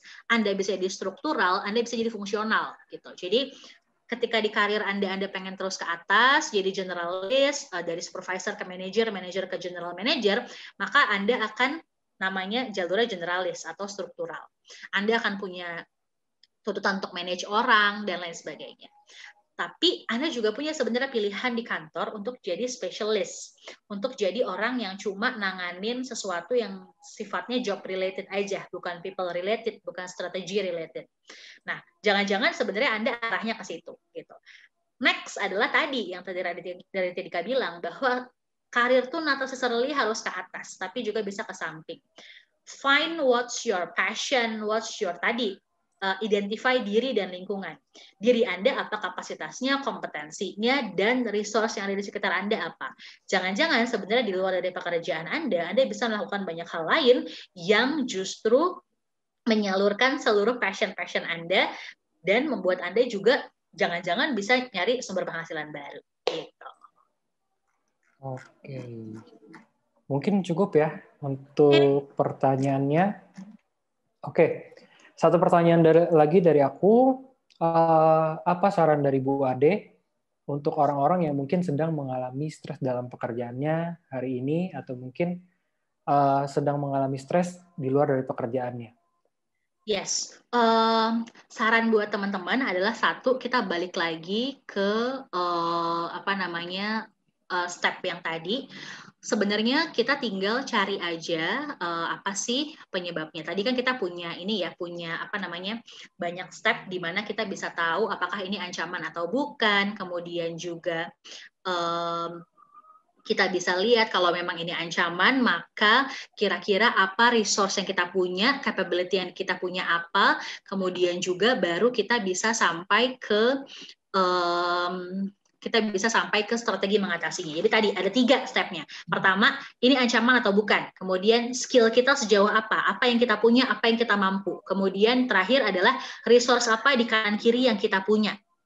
Keluarga, mentor, bos, atau jangan-jangan kita harus minta bantuan profesional as a resource gitu. Ini aku tampilkan kalau you guys want to reach me out gitu ya di Instagram gitu, bisa juga ke websitenya Looping. Ada 2 Instagramnya Looping, yang satu buat education atau klien kita yang sekolah-sekolah, yang satu buat corporate gitu. Untuk konsultasi about career and personal development, teman-teman bisa kontak aku di adihani@gmail.com, ade.fahri@looping.id, atau ke nomor teleponku, silakan di save. Oke. Oke, thank you untuk Bu Ade sudah meramaikan ngotak hari ini, seru banget. Antusias dari Sobat Ngampus juga banyak banget dan seru sekali hari ini. Dan ini ya, banyak yang minta untuk datangkan lagi Bu Ade untuk sesi-sesi selanjutnya. Mungkin nanti kita bisa bicara tentang hal lain ya di sesi berikutnya. Kita mungkin ini banyak banget nih soalnya gitu ya yang minta. Mungkin nanti kita bisa bekerja sama lagi ya. Oke. Boleh. Thank you. Ya. Oke, thank you ya sekali lagi untuk Bu Ade. Thank you juga untuk Sobat Ngampus yang udah meluangkan waktunya untuk sesi ngotak hari ini. Semoga semua yang sudah dipaparkan oleh Bu Ade dapat membantu Sobat Kampus semua. Oke, sukses selalu untuk Bu Terima kasih Ade. ya. Sukses selalu ya untuk loopingnya Oke. juga. Ya, bye-bye. Thank Ya, you. thank you.